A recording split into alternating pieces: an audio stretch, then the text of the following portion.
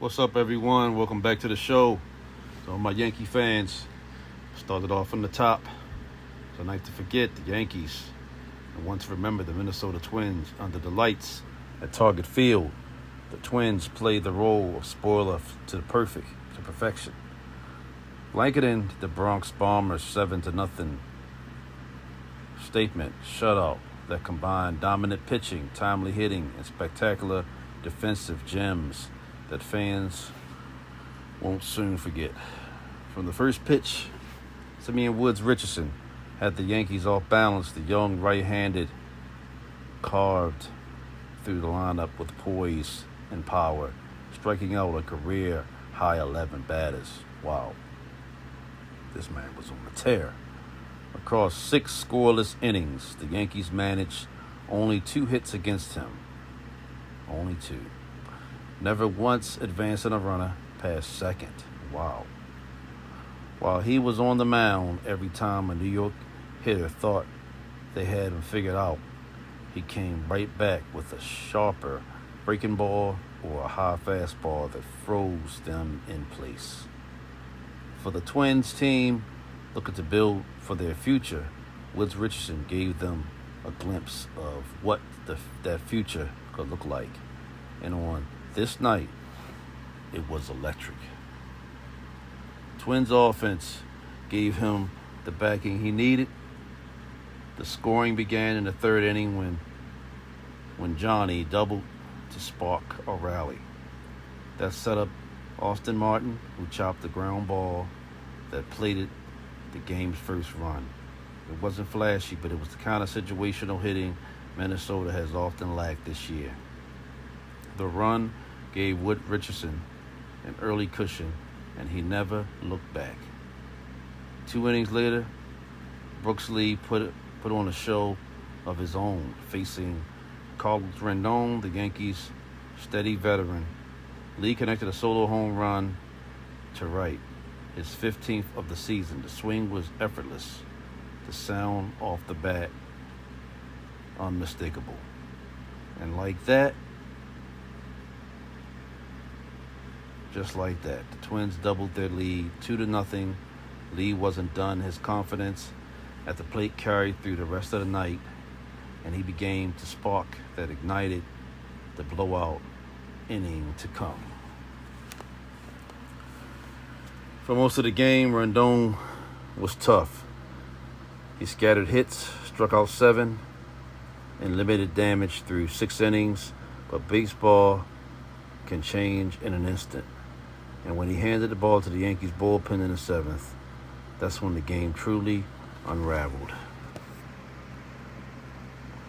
League Weaver came on and the wheels fell off. Trevor launched, opened the floodgates with a double. Then Brooks Lee laced another double, driving him home with 1 out. Austin stepped up and delivered the biggest swing of the game, a bases-clearing double that split the gap and sent 3 runs home. Target Field erupted, Twins fans on their feet, as Martin stood on second base, pounding his chest in celebration. Luke capped off the inning with an RBI single, and suddenly it was 7-0. The Yankees looked stunned. For Austin Martin, it was more than a stat line. 2 hits, 4 RBIs, and a defensive play that turned across the baseball worlds.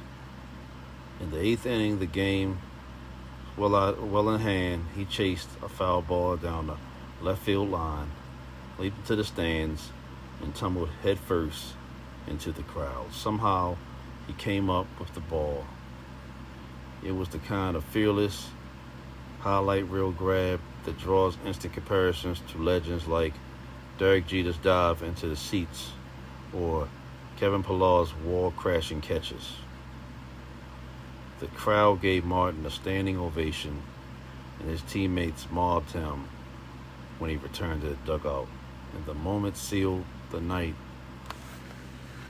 as his personal showcase. Damn, that's something else, man. On the Yankee side, it was frustration from start to finish. Paul and Jose were the only hitters to notch extra bases, and each with a double. But both times the runners were stranded. Caballero's mistake in the fifth, getting picked off after his two-bagger, summed up the night. Missed opportunities, lack of execution, and the offense looked completely overmatched. The Yankees bullpen, already stretched thin, showed more cracks. Weaver was hit hard again, with ERA ballooning past 6 of June. Camilo Doval couldn't stop the bleeding either.